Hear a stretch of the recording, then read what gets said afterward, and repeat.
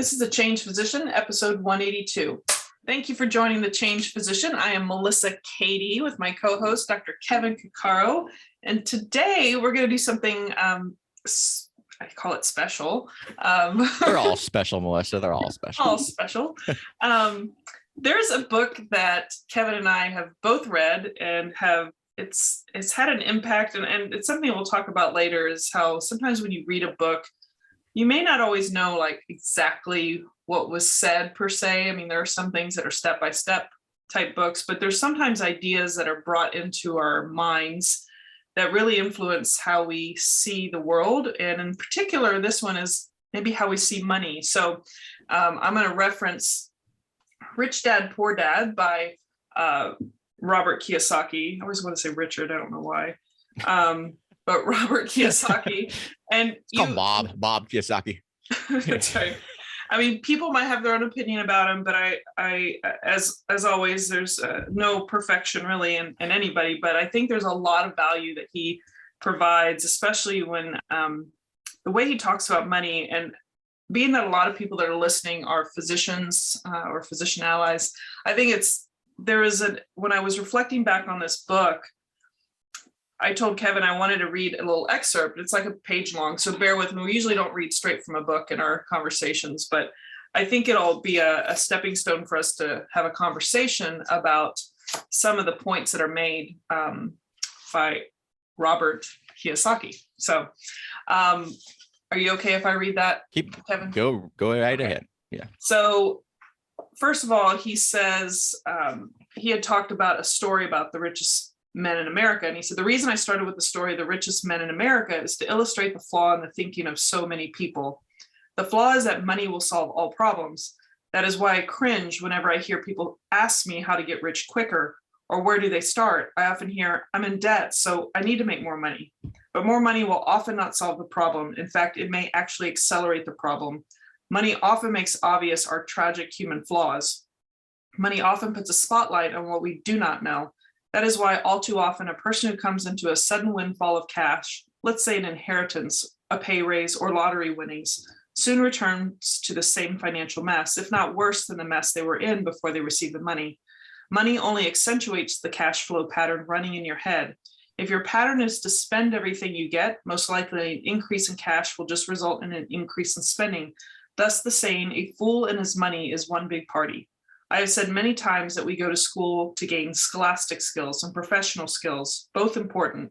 We learn to make money with our professional skills. In the 1960s, when I was in high school, if someone did well in school academically, almost immediately people assumed this bright student would go on to be a medical doctor. Often no one asked the child if they wanted to be a doctor. It was assumed. It was a profession with the promise of the greatest financial reward. Today, doctors are facing financial challenges I would not wish on my worst enemy. Insurance companies taking control of the business, managed healthcare, government intervention, and malpractice suits, to name a few. Today, kids want to be basketball stars, golfers like Tiger Woods, computer nerds, movie stars, rock stars, beauty queens, or traders on Wall Street, simply because that is where the fame, money, and prestige is. That is the reason it is so hard to motivate kids in school today. They know that professional success is no longer solely linked to academic success, as it once was. And it says this last part, because students leave school without financial skills, millions of educated people pursue their profession successfully, but later find themselves struggling financially. They work harder, but don't get ahead. What is missing from their education is not how to make money, but how to spend money, what to do after you make it. It's called financial aptitude. What you do with the money once you make it, how to keep people from taking it from you, how long you keep it, and how hard that money works for you. Most people cannot tell why they struggle financially because they do not understand cash flow. A person can be highly educated, professionally successful, and financially illiterate. These people often work harder than they need to because they learned how to work hard, but not how to have their money work for them. I thought that was like brilliant. Well, and it's especially brilliant if you're coming into the scenario without any sort of knowledge. And that's the key thing. This is like, if you've already read this book, or you're a master in finance, or you're already financially independent, you're not going to learn anything in this book. Mm-hmm. And that's not the point of it. Yep. This is a book really for people to simply like sort of ignite their thinking, and that's the key. Like what you did. Awareness. Yeah, there's an awareness though there that there's something beyond income. That income is only one step of the equation, and it's one little lever that you need to be paying attention to. And that's like the overall power of this book, is that it changes how you think about money. No matter what else there is about it, it moves this idea that rich people aren't rich because they have a lot of money. They're rich because of how they apply money and where their money is coming from. And yeah, I still think it's a quite powerful book, and it reminds me of another one which I can't remember now, that was talking about, like, physicians are notorious for this. Like most people don't have financial education in general. If you don't come from a family that modeled it or heard anything about it, then you didn't learn it. Then you're getting in a situation where you now have all this money, and you come out and now you have all these debts, but then you're making a lot of money and they tend to spend it. And so there was this example in this one book. It was a cardiologist, and the cardiologist, this book was written, I think, in the like early 90s. So this cardiologist make like $500,000 a year, which was a lot of money now, was a lot of money back then. And he talked to whoever this financial advisor, and he's like, I have all these debts and I'm pulling in however much, I can't remember what it was a month, some ungodly amount after taxes. And he goes, but I don't have anything at the end of the year.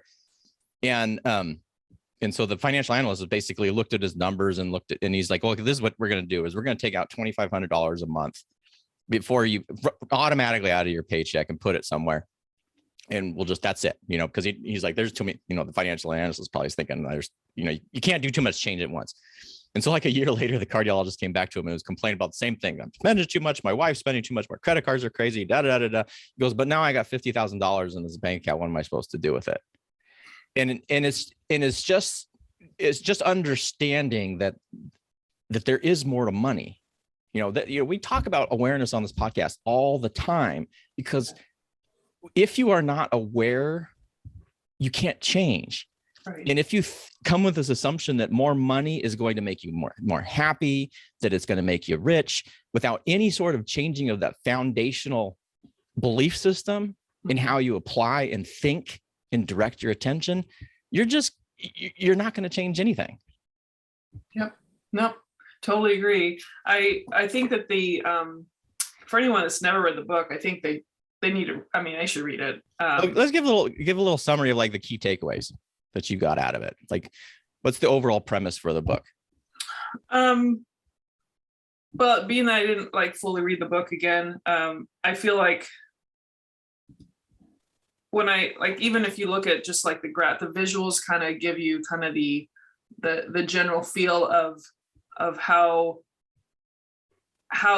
when you bring in money, essentially everything's just going right out. And instead of letting it work for you and investing it and not always trading your time for money, like you let the money work for you, other than just like straightforward in the bank, out the bank. Like if you look at a lot of his flow charts, even the visuals will kind of help you understand a little bit. And they're oversimplified for sure, but a lot of people just end up having liabilities is kind of what I feel like. There's liabilities and there's no real assets. So really, because that's what's really critical. And if you're listening to this audio and you can't see a visual, and we're not putting a visual anyway, so it doesn't matter, is he's really talking about cash flow patterns. Right. So if you kind of pull out on page 60, he's talking about, like, you have income, always have income, expenses, assets, and liabilities. And there's Melissa. If you're actually seeing us on YouTube, you can actually see the page. Yeah. And there's their check boxes. So most people's cash flow comes income, and then you have your expenses, and then below that, that's sort of like the foundation of it, is assets, which actually amplify your income, and liabilities, which amplify your expenses. And this pattern of understanding how cash flow works. And then he also goes into, there's different forms of income or mindsets. There's the employee, there's the business owner, there's the investor, and I'm kind of blanking on the fourth one here. Who's the fourth one? But just like wealthy, or the entrepreneur. right? Well, or maybe it's employee saver. I have to look. Sorry, folks. Totally blew that one. EBSI, and I just can't remember what the S is. Maybe employee, self-employed, business owner, investor. Okay, that was it. Because the employee, you're working for somebody else, so your income is dependent on that person. Self-employed, you're working for yourself, but you are still trading your time for money. Business owner, now you're constructing a process or system in which to deliver a service or good. And then you are now not necessarily tied directly. And then there's the investor, and what the investor then has done is creating these passive income streams. And what I kind of liked about A is being able to, when he talks about cash flow, it first starts to make you identify, okay, what's my income? What is my expenses? That's like the first step in anything. It's like balancing a checkbook, which you think would be common knowledge, and some people seem to be able to do it. But then you have to, the next kind of big one for us, particularly as physicians, is this idea of assets versus liabilities. Mm-hmm. And what does that mean? I mean, I'll never forget one of the most ridiculous statements I heard back in this was in high school, and I didn't have a lot of financial knowledge at that time. And at least I knew this was stupid.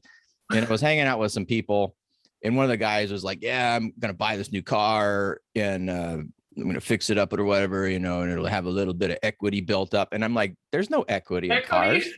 I mean, there's no equity in cars unless you have some sort of classic from, whatever. And even those, I think, are poor investments overall. But, people who think that buying a brand new car somehow, because it's brand new and maybe you can sell it again with some cash value significantly less than your purchase price, almost always, that's not equity. That's all liability. And the other big one for me was housing, because if you have not had any sort of financial awareness, people are, buy your big house, that's an asset, blah, blah, blah. Unless it's producing income, Cash it flow. is not an asset. Right. It is a liability, no matter what. So, and that was, I'm sure someone's going, oh, Dr. Cuccaro, that's so simple. I'm like, it is if you're already aware of it. If you're not, these are huge, big mind shifts. Oh, that's what I feel the book is. It's a shifter. It for those that haven't shifted yet, their eyes haven't been open. This is what I think the book does. And I was trying to look for the exact 4 quadrants image, and maybe it's in the other book. I had to steal the other book. Oh yeah, so because I couldn't find it quickly in the first one. Yeah. Can you pull up that picture of the? Yeah, so it's interesting. Someone did a video. I don't remember who it was. It was fascinating. They were using comparisons like, what was they were using like our vice president as in one quadrant, and then Trump for another quadrant, and like how they all make money, and it was actually pretty spot on when you think about like the way that they probably generate their and what I like about this, because a lot of physicians, even like in private practice, they think they're business owners. Most of them aren't. Most of them are just S's. Yeah, because they're still trading time for money. You may be, like me right now. Right now, you have you're and this fits freelancers, anything that you are directly, like if you stopped, the income stops. You are still either an employee or in the self-employed strategy. Yeah. And there's strong advantages definitely to being in the self-employed. In a lot of situations, there's advantages in the employed. But you're still doing this thing of trading time for money. And way back when we talked to Dr. Eric Tate, who's just like a master of this stuff, the path to wealth is when you can divest your independent efforts. Your time is now pulled away from the delivery of cash flow. So let me tell you the 3 incomes, according to his little summary thing at the end. In the world of accounting, there are 3 different types of income: earned income, passive income, portfolio income. And some of the comments that are made, of course, passive come out like real estate investments, which, Dr. Tate does as well. And the portfolio, obviously stocks, bonds, mutual funds. But Rich Dad used to say, the key to becoming wealthy is ability to convert earned income into passive income and or portfolio income as quickly as possible. The taxes are highest on earned income. The least taxed income is passive income. So you see some of these comments about different types of income and how you see it differently, but obviously earned income is trading time for money. A lot of physicians do that. If I want to leverage up my wealth without trying to exchange my time for money all the time, I could, have a system where I put other people to do the work and I don't have to be there. So, well, you're doing different work, right. and that's the other thing about this is there's inherent unfairness in our tax system for sure. On the other term though, and people kind of want to say, well, I did this work and so I should get paid more because I'm the deliverer of the service. Mm-hmm. Well, yes, you should be paid fairly for the delivery of the service, but the business owner, there's a significant degree of risk that they are assuming that you are not. Now, it can get completely skewed, and I think we're fully skewed right now because particularly in the ultra wealthy scenarios, when you have banks that are failing and are too big to fail and get cash buyouts, and there's some absurdity with all of this. But it's just recognizing what the worth and value is for certain things, and that business owners are providing a service in business. Not everybody can. It is hard. It is hard to be a business owner. Yeah, you are building relation, like in the world of medicine. Let's say, for example, for me, if I build out my business, I have to create relationships, trust, and build a system, and have vetted it, and basically create something that is of great value to patients, but also to the surgeons that maybe I'm serving. So it's a different kind of work. It's not the labor at the bedside, but that person working for you, may not have that opportunity without you creating the system in place. That's in place. Yeah, and I also think there's a time frame difference. So when we're looking at, if you can see this again, these cash flows, and we're still like working over here with the employed versus the self-employed. Mm-hmm. Having been both, like in my entrepreneurial stuff, I never really achieved a point where I had a system where I was employing people, and there's a number of different reasons for that. One of them, I didn't want the complexities. Like when you start getting up here and you have employees and stuff, that starts getting really weird. Yeah. But your time is also different. So when you're self-employed, you tend to have more on-demand time flexibility. Like it was great when I was self-employed and consulting and doing my stuff and training and things. For that period of time, I literally had control. Like, so there was years that we were doing things like we had one summer we were almost gone for 6 weeks, and you could do that, right? Mm-hmm. Without because you're the boss. Yeah. But I will also say you're the boss all the time. Yes. So the cognitive demand when you are not on is still there, and there's a low grade stress associated with that. Yes. That's very different. Like, so I'll to everybody, I took an employed physician, right. It just sort of stumbled in it. It happened in the middle of the pandemic for a bunch of different reasons. One of the reasons is because of this whole cognitive load on my brain. And it is remarkably different. The thing I absolutely can't stand is that when I am employed, my time is not necessarily mine. Right. But the difference of when I'm off mm-hmm. is, it's like two different worlds. It is really weird having been on that other, like in the self-employed side for like 8 to 9 years, almost a decade, to all of a sudden being like, oh, I don't have to worry. It's very different, but it's also enjoyable. Yeah. But knowing that, so if you're sitting in that ERS side, employed or self-employed, again, most physicians are going to find themselves there. The key while you're doing that is to develop those passive income assets. So you can either do that by developing a business, which is a lot of work, mm-hmm. and we are often time strapped. But the fastest path for most physicians is then to purchase or invest in income producing assets. And you see this with a lot of the physician blogs, even like Leaf with Physician on Fire, is you either invested in stocks, you can invest in real estate, you can, which is probably the biggest ones you can do, either active in real estate or passive in real estate. But the whole point of this is if you have all this income that you're getting taxed a crap load on, particularly if you're an employed physician, yeah. is to move that as quickly as possible into these passive quadrants. Mm-hmm. And then you can, it is, it's absolutely nonsense that if you are a physician earning a physician's salary, you're gonna at some point, if you're directing the flow of your income appropriately and in putting it in assets versus liabilities, you will become financially independent. Now, granted, an anesthesiologist or a cardiologist or a radiologist can probably do a little bit faster depending on their debt load as compared to a pediatrician or a family practice doc. But the income for the average physician in this day and age is still substantially greater than most people in America. Yeah. And so it's just that change in thinking. And these are I don't know, it had a huge influence on me, like really big.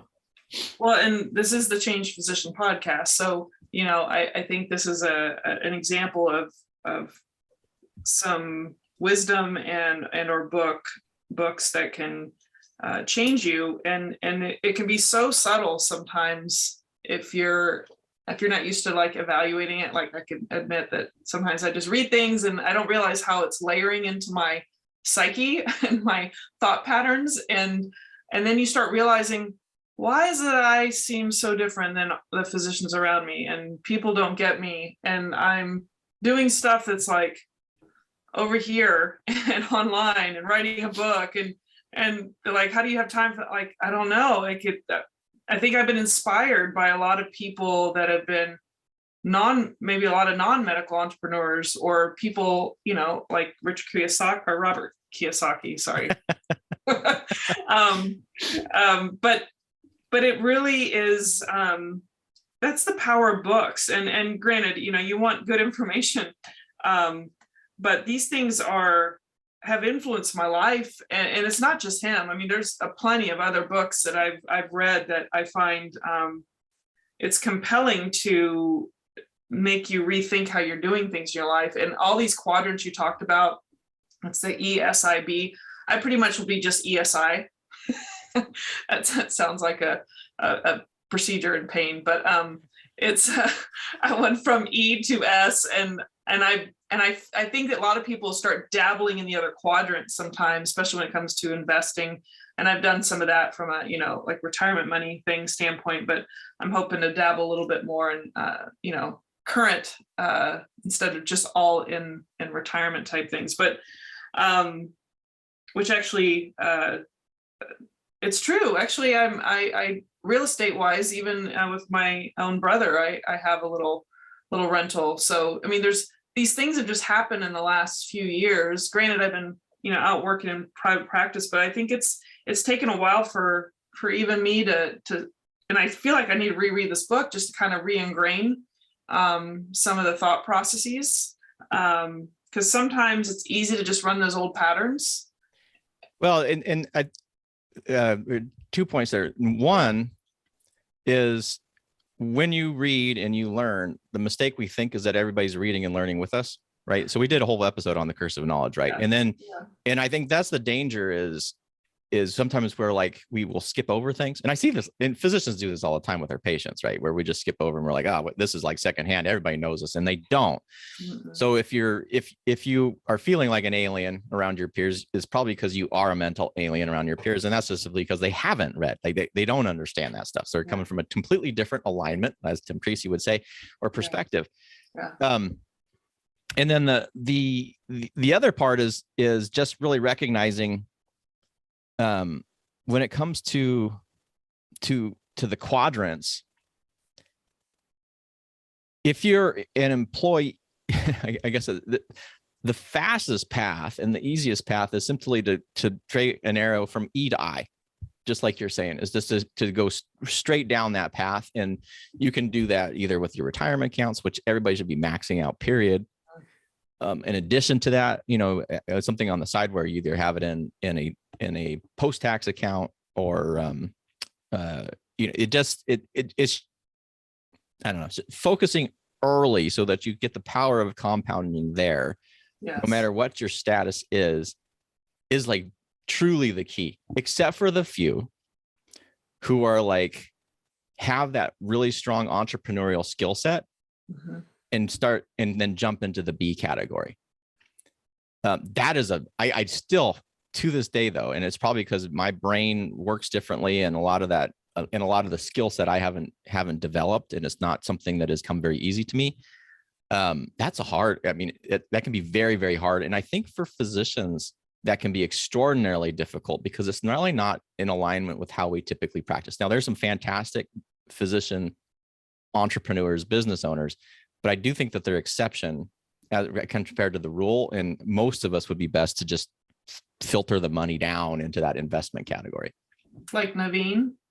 Oh God, Naveen. Yeah, right. You know, well, yeah. So Naveen is an exception. Naveen Goyal, who we interviewed a little while back, and apparently out of nowhere, I don't know how. I mean, we asked him this, and he's like, "Oh, I just did it." Yeah, that doesn't happen very much. No. You know, that doesn't typically do that. Or Eric Tate, who we've interviewed a bunch of times, just absolutely love Eric. And his mindset was influenced very early before he even started with medical school. Mm-hmm. And then he got his MBA, which had an entrepreneurial focus. And so he was very strategic at the get-go with making sure that he was part-time practice, less earned income, but he had all that time then to focus on developing those asset classes. Mm-hmm. And obviously he's done really, really well with that. So, but I think most of us, and obviously this is skewed by my perspective because it's certainly me, that's a really hard shift to make. Yeah. And so if you're trying to do it, sure, but just make sure you're just going E to I with your income, make it so that you're developing those assets. Yep, totally agree. And I just spaced out on something I was going to say because I was listening to you. It's all good. But, I wanted to, if it's okay with you, I wanted to mention there's a section in this, of course, what was the name of that second book that you had? Cash Flow Quadrant. Cash Flow Quadrant. This is like the earlier Rich. He's got so many books out, but well, I have the same copy as you apparently. This was after 2000. Yeah, this one says it was printed in 1997 or something. The first version. Yeah. Well, and then they had the second printing or whatever. Yeah, I think. Yeah, it says 97, 98. Yeah. But copyright, I mean. Well, at the end of this one, it talks about getting started, and I was just going to mention a couple of their, I guess their little, guidance points. Or maybe I should just mention a couple. There's quite a few. Yeah, maybe I should. Essentially, they talk about some of the things that, to get started, what you should or shouldn't do. And just even like, it's like a 10-step, guide. And maybe it's just best for you to dive into this book, because I think you need kind of like the initial information. Well, I think we should do an episode and just go through the steps as a second follow-up, because there's a couple of them. I'm just looking at them now because it's been a while since I picked it up. There's a lot we can go into on this. So let's do a part 2, because I think we've been talking for a while, and we'll just go through the steps. Okay. Well, why don't you take us out on this one, and then we'll restart with the dive. All right. Well, thank you all for joining us for this episode of the Change Physician podcast, where we were talking about Rich Dad Poor Dad by Robert Kiyosaki. And stay tuned for episode 2, where we're going to talk about those steps mentioned in getting started, which is really about chapter 9. It should be interesting because, as I said, there's a couple that I would challenge some of the things that he says. All right. See you all later. If you don't know what the Change Physician is all about, go to thechangephysician.com, and we'll see you on part 2.